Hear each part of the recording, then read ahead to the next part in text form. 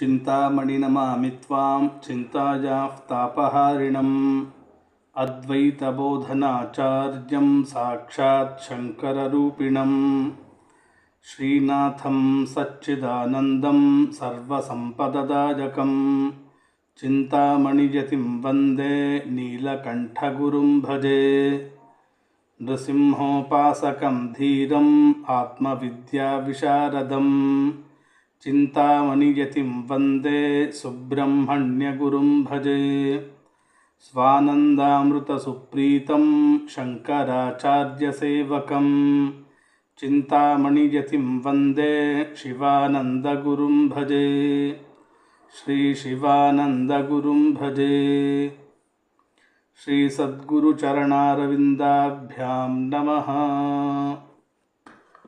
ಇಂದಿನ ಕಥೆಯನ್ನು ನೋಡೋದಕ್ಕೂ ಮುನ್ನ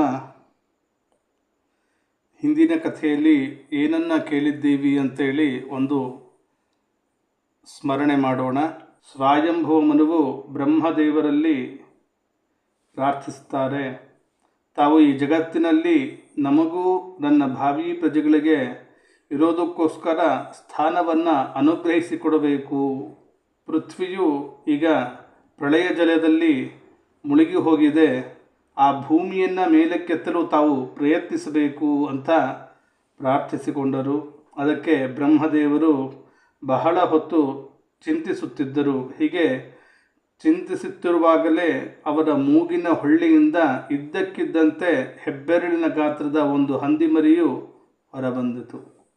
ಆ ಹಂದಿಮರಿಯು ನೋಡುತ್ತಿದ್ದಂತೆಯೇ ಒಂದು ದೊಡ್ಡ ಆನೆಯ ಗಾತ್ರಕ್ಕೆ ಸಮವಾಗಿ ಬೆಳೆದು ಬಿಟ್ಟಿತು.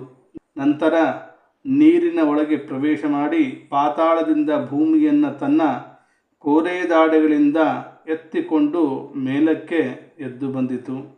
ಆ ನೀರಿನಿಂದ ಮೇಲಕ್ಕೆ ಎದ್ದು ಬರುತ್ತಿರುವಾಗ ಹಿರಣ್ಯಾಕ್ಷನು ಆ ಭಗವಂತನನ್ನು ಎದುರಿಸಿ ಗದೆಯಿಂದ ಆಕ್ರಮಣ ಮಾಡಿದ. ಆದರೆ ಸಿಂಹವು ಆನೆಯನ್ನು ಕೊಂದು ಬಿಡುವಂತೆ ಭಗವಂತನು ಹಿರಣ್ಯಾಕ್ಷನನ್ನು ಲೀಲಾಜಾಲವಾಗಿ ನೀರಿನಲ್ಲೇ ಸಂಹರಿಸಿಬಿಟ್ಟನು. ಅದಕ್ಕೆ ವಿದುರನು ಕೇಳ್ತಾ ಇದ್ದಾನೆ, ಭಗವಂತನಾದ ಯಜ್ಞವರಾಹ ದೇವರು ಕೋರೆದಾಡೆಗಳ ಮೇಲೆ ಭೂಮಿಯನ್ನು ಇರಿಸಿಕೊಂಡು ನೀರಿನಿಂದ ಮೇಲಕ್ಕೆ ಬರುವಾಗ ಅವನಿಗೂ ದೈತ್ಯನಾದ ಹಿರಣ್ಯಾಕ್ಷನಿಗೂ ಏತಕ್ಕಾಗಿ ಯುದ್ಧ ಆಯಿತು? ದಯಮಾಡಿ ಇದನ್ನು ತಿಳಿಸಿರಿ ಅಂತ ಕೇಳಿದ. ಮೈತ್ರೇಯರು ಮುಂದಿನ ಕಥೆಯಲ್ಲಿ ಏನು ಹೇಳುತ್ತಾರೆ ಅಂತ ಈಗ ನೋಡೋಣ. ಕೃಷ್ಣಂ ನಾರಾಯಣಂ ವಂದೇ ಕೃಷ್ಣಂ ವಂದೇ ವ್ರಜಪ್ರಿಯಂ ಕೃಷ್ಣಂ ದ್ವೈಪಾಯನಂ ವಂದೇ ಕೃಷ್ಣಂ ವಂದೇ ಪೃಥಾಸುತಂ. ವಿದುರನು ಕೇಳ್ತಾ ಇದ್ದೇನೆ ಮೈತ್ರೇಯರಲ್ಲಿ, ಮುನಿಶ್ರೇಷ್ಠರೇ, ಯಜ್ಞವರಾಹ ರೂಪಿಯಾದ ಆ ಭಗವಂತನಿಂದಲೇ ಆದಿದೈತ್ಯನಾದ ಹಿರಣ್ಯಾಕ್ಷನು ಸಂಹರಿಸಲ್ಪಟ್ಟನು ಅಂತ ಈಗಾಗಲೇ ಹೇಳಿದ್ದೀರಿ. ಆ ಭಗವಂತ ಲೀಲಾಜಾಲವಾಗಿ ತನ್ನ ಕೋರೆದಾಡೆಗಳ ಮೇಲೆ ಭೂಮಿಯನ್ನು ಇರಿಸಿಕೊಂಡು ನೀರಿನಿಂದ ಮೇಲಕ್ಕೆ ಬರುವಾಗ ಅವನಿಗೂ ದೈತ್ಯನಾದ ಹಿರಣ್ಯಾಕ್ಷನಿಗೂ ಏತಕ್ಕಾಗಿ ಯುದ್ಧ ಆಯಿತು? ದಯಮಾಡಿ ಇದನ್ನು ತಿಳಿಸ್ರಿ ಅಂತ ಕೇಳ್ತಾ ಇದ್ದಾನೆ. ಮೈತ್ರೇಯರು ವಿದುರನಿಗೆ ಹೇಳ್ತಾ ಇದ್ದಾರೆ, ನೀನು ತುಂಬ ಒಳ್ಳೆಯ ಪ್ರಶ್ನೆ ಮಾಡಿದೆ. ಹಿಂದೆ ದಕ್ಷ ಪ್ರಜಾಪತಿಯ ಪುತ್ರಿಯಾದ ದಿತಿ ಪುತ್ರ ಪ್ರಾಪ್ತಿಯ ಬಯಕೆಯಿಂದ ಕಾಮಾತುರಳಾಗಿ ಪತಿಯಾದ ಮರೀಚಿ ಪುತ್ರರಾದ ಕಶ್ಯಪ ಮಹರ್ಷಿಯ ಬಳಿಗೆ ಸಾಯಂ ಸಂಧ್ಯಾವಂದನ ಸಮಯದಲ್ಲಿ ಹೋಗಿ ಪ್ರಾರ್ಥಿಸ್ತಾಳೆ.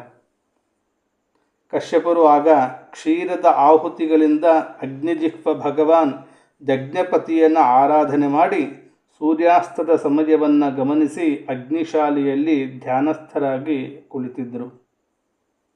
ದಿತಿಯು ಅವರ ಹತ್ರ ಹೋಗಿ ಕೇಳ್ತಾ ಇದ್ದಾಳೆ, ಮದಭರಿತ ಆನೆಯು ಬಾಳೆಯ ಗಿಡವನ್ನು ಹೊಸಕಿ ಹಾಕುವಂತೆ ಈ ಪ್ರಸಿದ್ಧ ಬಿಲ್ಲುಗಾರನಾದ ಮನ್ಮಥನು ಅಬಲೆಯಾಗಿರುವ ನನ್ನನ್ನು ನಿಮ್ಮ ವಿಷಯದಲ್ಲಿ ಹುರಿದುಂಬಿಸಿ ಸತಾಯಿಸ್ತಾ ಇದ್ದಾನೆ. ನನ್ನ ಸವತಿಯರು ಪುತ್ರವತಿಯಾಗಿ ಸಮೃದ್ಧರಾಗಿರುವುದನ್ನು ನೋಡಿ ನನ್ನ ಮನಸ್ಸು ಅಸೂಯೆಯಿಂದ ಉರಿಯುತ್ತಿದೆ. ಆದ್ದರಿಂದ ನೀವು ನನ್ನ ಮೇಲೆ ಕೃಪೆ ತೋರಿ ಅಂತ ಕೇಳ್ತಾ ಇದ್ದಾಳೆ. ಹೀಗೆ ಕಾಮನ ವೇಗದಿಂದ ಅತ್ಯಂತ ಪೀಡಿತಳಾದ ದಿತಿ ದೈನ್ಯದಿಂದ ಅಂಗಲಾಚಿ ಬಹಳವಾಗಿ ಬೇಡಿಕೊಳ್ಳುತ್ತಿರುವಾಗ ಪತ್ನಿಯನ್ನ ಸವಿಮಾತುಗಳಿಂದ ಸಂತೈಸುತ್ತಾ ಕಶ್ಯಪರು ಹೇಳಿದರು, ಎಲೆ ದಿತಿಯೇ, ನಿನ್ನ ಬಯಕೆಯಂತೆ ನಿನಗೆ ಪ್ರಿಯವಾದುದನ್ನು ಅವಶ್ಯವಾಗಿ ಮಾಡ್ತೀನಿ. ಧರ್ಮ, ಅರ್ಥ, ಕಾಮ ಎಂಬ ಈ 3 ಪುರುಷಾರ್ಥಗಳ ಸಿದ್ಧಿಗೆ ಸಾಧನವಾಗಿರುವ ಪತ್ನಿಯ ಕಾಮನೆಯನ್ನು ಯಾವ ಪತಿಯು ತಾನೇ ಪೂರೈಸುವುದಿಲ್ಲ.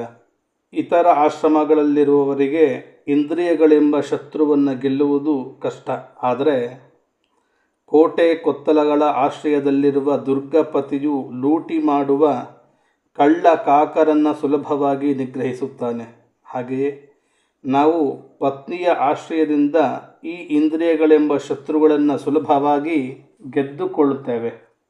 ನಿನ್ನಂತಹ ಪತ್ನಿಯರು ಮಾಡುವ ಉಪಕಾರವನ್ನು ನಾನಾಗಲಿ ಅಥವಾ ಇತರ ಯಾರೇ ಗುಣಗ್ರಾಹಿ ಪುರುಷನಾಗಲಿ ತನ್ನ ಇಡೀ ಆಯುಷ್ಯದಲ್ಲಿ ಅಥವಾ ಜನ್ಮಾಂತರದಲ್ಲಿಯೂ ಪೂರ್ಣವಾಗಿ ತೀರಿಸಲಾರನು. ಆದರೂ ಸಂತಾನವನ್ನು ಪಡೆಯಬೇಕೆಂಬ ನಿನ್ನ ಇಚ್ಛೆಯನ್ನು ನಾನು ಅವಶ್ಯವಾಗಿ ಈಡೇರಿಸ್ತೇನೆ. ಆದರೆ ನೀನು ಮುಹೂರ್ತ ಕಾಲ ಕಾಯಬೇಕು. ಹೀಗಾದರೆ ನಾನು ಲೋಕನಿಂದನೆಗೆ ಗುರಿಯಾಗುವುದಿಲ್ಲ. ಈ ಸಂಧ್ಯಾ ಸಮಯವು ಅತ್ಯಂತ ಘೋರವಾದ ಕಾಲ. ರಾಕ್ಷಸಾದಿ ಘೋರ ಜೀವಿಗಳು ವಿಹರಿಸುವ ಕಾಲವಿದು. ಇದು ಭಗವಂತನಾದ ಭೂತನಾಥನ ಗಣಗಳಾದ ಭೂತ ಭೇತಾಳಾದಿಗಳು ಓಡಾಡುತ್ತಿರುವ ಭೀಕರವಾದ ಸಮಯ. ಈ ಸಂಧ್ಯಾಕಾಲದಲ್ಲಿ ಭಗವಂತನಾದ ಭೂತಪತಿಯಾದ ರುದ್ರದೇವರು ವೃಷಭವನ್ನೇರಿ ತನ್ನ ಗಣಗಳೊಡನೆ ಸಂಚರಿಸುತ್ತಾ ಇರುತ್ತಾನೆ. ಇಂತಹ ಪೂಜ್ಯನಾದ ಸತೀರಮಣನಾದ ನಿನ್ನ ಭಾವನು ತನ್ನ ಸೂರ್ಯ, ಚಂದ್ರ, ಅಗ್ನಿ ಎಂಬ 3 ಕಣ್ಣುಗಳಿಂದ ಎಲ್ಲರನ್ನೂ ನೋಡ್ತಾ ಇರ್ತಾನೆ. ಅವನಿಗೆ ಪ್ರಪಂಚದಲ್ಲಿ ಯಾರೂ ತನ್ನವರು, ಬೇರೆಯವರು, ಬೇಕಾದವರು, ಬೇಡವಾದವರು, ಆದರಣೀಯರು, ನಿಂದನೀಯರು ಎಂಬ ಭೇದ ಭಾವನೆ ಇಲ್ಲ. ನಾವಾದರೂ ಅನೇಕ ವ್ರತಗಳನ್ನು ಆಚರಿಸುತ್ತಾ ಆತನು ಭೋಗಿಸಿ ಕಾಲಿನಿಂದ ಒದ್ದು ತಳ್ಳಿರುವ ಮಾಯನ್ನೇ ಸ್ವೀಕರಿಸಲು ಬಯಸುತ್ತಿರುವವರು. ಪತಿಯು ಈ ಪ್ರಕಾರ ಎಷ್ಟು ತಿಳಿವಳಿಕೆ ಹೇಳಿದರೂ ಕಾಮಾತುರಳಾದ ದಿತಿಯು ವೇಶ್ಯೆಯಂತೆ ನಾಚಿಕೆ ಬಿಟ್ಟು ಬ್ರಹ್ಮರ್ಷಿ ಕಶ್ಯಪರ ವಸ್ತ್ರವನ್ನು ಹಿಡಿದುಕೊಂಡಳು. ಆಗ ಕಶ್ಯಪರು ಭಾರ್ಯೆಯ ನಿಂದಿತವಾದ ಕರ್ಮದಲ್ಲಿರುವ ಆಗ್ರಹವನ್ನು ಕಂಡು ದೈವೇಚ್ಛೆ ಇದ್ದಂತಾಗಲಿ ಎಂದು ದೈವಕ್ಕೆ ಕೈ ಮುಗಿದು ಏಕಾಂತದಲ್ಲಿ ಆಕೆಯೊಡನೆ ಸಮಾಗಮ ಮಾಡಿದರು. ಅನಂತರ ಸ್ನಾನ ಮಾಡಿ ಮೌನಿಯಾಗಿ ಪ್ರಾಣಾಯಾಮ ಮಾಡಿ ಪರಿಶುದ್ಧವೂ ಜ್ಯೋತಿರ್ಮಯವೂ ಸನಾತನವೂ ಆದ ಆ ಪರಬ್ರಹ್ಮನನ್ನು ಧ್ಯಾನಿಸುತ್ತಾ ಅವನನ್ನೇ ಕುರಿತು ಜಪ ಮಾಡತೊಡಗಿದರು. ದಿತಿಗೂ ತಾನು ಮಾಡಿದ ನಿಂದ್ಯವಾದ ಕರ್ಮದ ಬಗ್ಗೆ ತುಂಬ ನಾಚಿಕೆಯಾಗಿ ಆಕೆ ಬ್ರಹ್ಮರ್ಷಿಯ ಬಳಿಗೆ ಬಂದು ತಲೆ ತಗ್ಗಿಸಿಕೊಂಡು ಹೇಳ್ತಾ ಇದ್ದಾಳೆ, ಭಗವಂತನಾದ ರುದ್ರನು ಭೂತಗಳ ಸ್ವಾಮಿಯು, ಆತನ ಕುರಿತು ನಾನು ಅಪರಾಧವನ್ನೆಸಗಿದ್ದೇನೆ. ಆದರೂ ಆ ಭೂತಶ್ರೇಷ್ಠನಾದ ದೇವನು ನನ್ನ ಗರ್ಭವನ್ನು ನಾಶ ಮಾಡದಿರಲಿ. ಮಹಾದೇವನಾದ ರುದ್ರನಿಗೆ ನಮಸ್ಕಾರ. ಉಗ್ರನಾಗಿದ್ದರೂ ಭಕ್ತರ ಇಷ್ಟಾರ್ಥಗಳನ್ನು ಈಡೇರಿಸುವ ಶಿವನಿಗೆ ನಮಸ್ಕಾರ. ಸತ್ಪುರುಷರ ವಿಷಯದಲ್ಲಿ ದಂಡವನ್ನು ಬಳಸದೆ ದುಷ್ಟರ ವಿಷಯದಲ್ಲಿ ದಂಡಪಾಣಿಯಾದ ಕ್ರೋಧಮೂರ್ತಿಗೆ ನಮೋ ನಮಃ. ಹೆಂಗಸರಾದ ನಮ್ಮ ಮೇಲಾದರೂ ಪ್ರಾಣಿ ಹಿಂಸೆ ಮಾಡುವ ಬೇಡರೂ ಕೂಡ ದಯೆ ತೋರಿಸ್ತಾರೆ. ಹೀಗಿರುವಾಗ ಪರಮ ಕರುಣಾಳುವೂ ಸತಿಪತಿಯೂ ನನಗೆ ಭಾವನೂ ಆಗಿರುವ ಶಂಕರನು ನನ್ನ ಮೇಲೆ ಪ್ರಸನ್ನನಾಗಲಿ ಅಂತ ಪ್ರಾರ್ಥನೆ ಮಾಡಿಕೊಂಡ್ಳು. ಪ್ರಜಾಪತಿ ಕಶ್ಯಪರು ಸಾಯಂ ಸಂಧ್ಯಾವಂದನಾದಿಗಳನ್ನು ಮುಗಿಸಿಕೊಂಡು ದಿತಿಯನ್ನು ಗಮನಿಸ್ತಾರೆ. ಆಕೆ ಗಡಗಡನೆ ನಡುಗುತ್ತಾ ತನ್ನ ಸಂತಾನದ ಲೌಕಿಕ ಮತ್ತು ಪಾರಲೌಕಿಕ ಉನ್ನತಿಗಾಗಿ ಪ್ರಾರ್ಥಿಸುತ್ತಿದ್ದಾಳೆ. ಆಗ ಕಶ್ಯಪರು ಅವರಿಗೆ ಹೇಳ್ತಾ ಇದ್ದಾರೆ, ನಿನ್ನ ಚಿತ್ತ ದುಷ್ಟ ಕಾಮದಿಂದ ಕಲುಷಿತವಾಗಿತ್ತು. ನೀನು ಸಮಾಗಮ ಮಾಡಿದ ಸಮಯವು ಅಶುಭವಾಗಿತ್ತು. ನೀನು ನನ್ನ ಮಾತನ್ನು ಗೌರವಿಸಲಿಲ್ಲ, ದೇವತೆಗಳಿಗೂ ಅಪಚಾರವೆಸಗಿದೆ. ನಿನ್ನ ಗರ್ಭದಿಂದ ಅಮಂಗಳರೂ ಅಧಮರೂ ಆದ 2 ಪುತ್ರರು ಹುಡ್ತಾರೆ. ಅವರು ಅತ್ಯಾಚಾರದಿಂದ ಸಮಸ್ತ ಲೋಕವನ್ನು, ಲೋಕಪಾಲಕರನ್ನು ಪದೇ ಪದೇ ಅಡುವಂತೆ ಮಾಡ್ತಾರೆ. ಅವರ ಕೈಯಿಂದ 100 ನಿರಪರಾಧಿಗಳು, ದೀನರೂ ಆದ ಪ್ರಾಣಿಗಳು ಕೊಲ್ಲಲ್ಪಡುವವು. ಸ್ತ್ರೀಯರ ಮೇಲೆ ಅತ್ಯಾಚಾರ ನಡೆಯುವುದು, ಮಹಾತ್ಮರನ್ನು ಕ್ಷುಬ್ಧಗೊಳಿಸಲಾಗುವುದು. ಆಗ ಸರ್ವಲೋಕ ರಕ್ಷಕನಾದ ಜಗದೀಶ್ವರನು ಕ್ರುದ್ಧನಾಗಿ ಈ ಭೂಮಿಯಲ್ಲಿ ಅವತರಿಸಿ ಇಂದ್ರನು ಪರ್ವತಗಳನ್ನು ನಿಗ್ರಹಿಸದಂತೆ ಅವರನ್ನು ವಧಿಸುತ್ತಾನೆ. ಆಗ ದಿತಿಯು ಪ್ರಾರ್ಥಿಸಿಕೊಳ್ತಾಳೆ, ನನ್ನ ಪುತ್ರರು ಕುಪಿತರಾದ ಬ್ರಾಹ್ಮಣರ ಶಾಪದಿಂದ ಸಾಯದೆ ಭಗವಂತನಾದ ಸಾಕ್ಷಾತ್ ಚಕ್ರಪಾಣಿ ನಾರಾಯಣನ ಕೈಯಿಂದಲೇ ಮರಣ ಹೊಂದುವುದಾದರೆ ನನಗೂ ಸಮ್ಮತವು.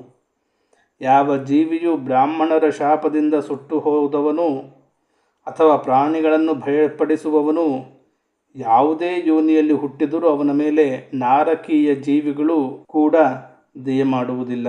ಅದಕ್ಕೆ ಕಶ್ಯಪರು ಹೇಳ್ತಾರೆ, ನೀನು ಮಾಡಿದ ಪಾಪದ ಬಗ್ಗೆ ಶೋಕವನ್ನು ಪಶ್ಚಾತ್ತಾಪವನ್ನು ತೋರಿದ್ದೀಯೆ. ನಿನಗೆ ಉಚಿತ ಅನುಚಿತ ಇದರ ವಿವೇಕವು ಒಡನೆಯೇ ಉಂಟಾಗಿದೆ. ಇದಲ್ಲದೆ ಭಗವಂತನಾದ ವಿಷ್ಣುವಿನಲ್ಲಿಯೂ ಶಂಭುವಿನಲ್ಲಿಯೂ ಗೌರವವನ್ನು ತನ್ನಲ್ಲಿ ಆದರವನ್ನು ತೋರಿಸಿದ್ದೀಯೆ.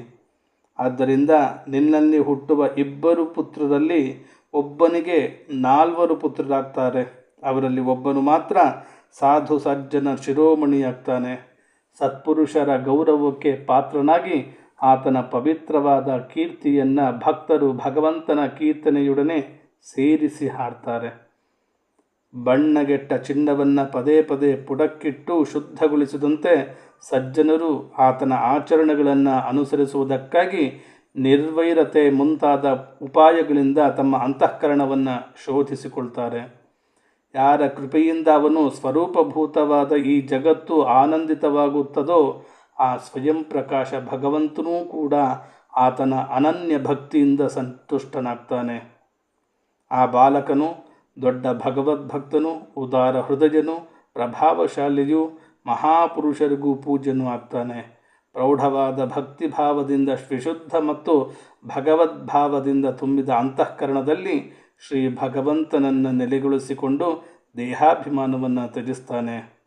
ಅವನು ವಿಷಯಗಳಲ್ಲಿ ಅಲಂಪಟನು, ಗುಣಶೀಲ ಸಂಪನ್ನನು, ಗುಣಗಳ ಗಣಿಯು, ಮತ್ತೊಬ್ಬರ ಸಮೃದ್ಧಿಯಲ್ಲಿ ಸುಖಿಯು, ದುಃಖದಲ್ಲಿ ದುಃಖಿಯೂ ಆಗ್ತಾನೆ. ಅವನಿಗೆ ಯಾರೂ ಶತ್ರುಗಳೇ ಇರುವುದಿಲ್ಲ.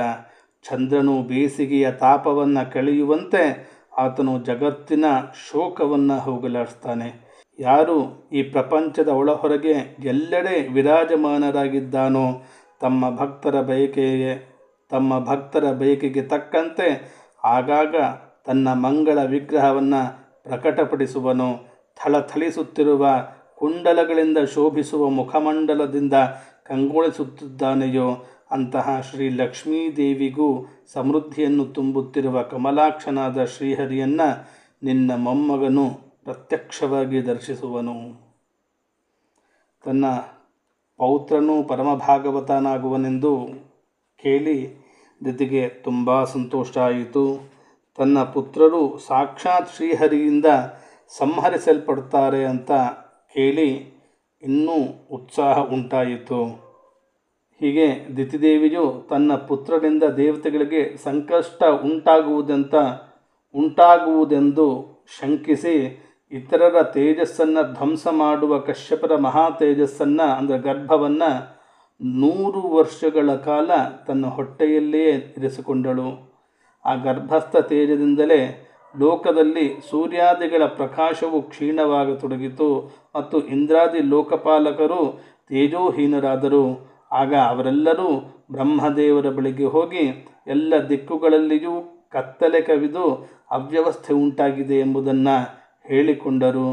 ಅದಕ್ಕೆ ಬ್ರಹ್ಮದೇವರು ಏನು ಹೇಳುತ್ತಾರೆ ಎಂಬುದನ್ನು ಮುಂದಿನ ಗುರುವಾರ ಈ ಕಥೆಯನ್ನು ಕೇಳೋಣ ಅಂತ ಹೇಳ್ತಾ ಶ್ರೀಕೃಷ್ಣ ಅರ್ಪಣಮಸ್ತು.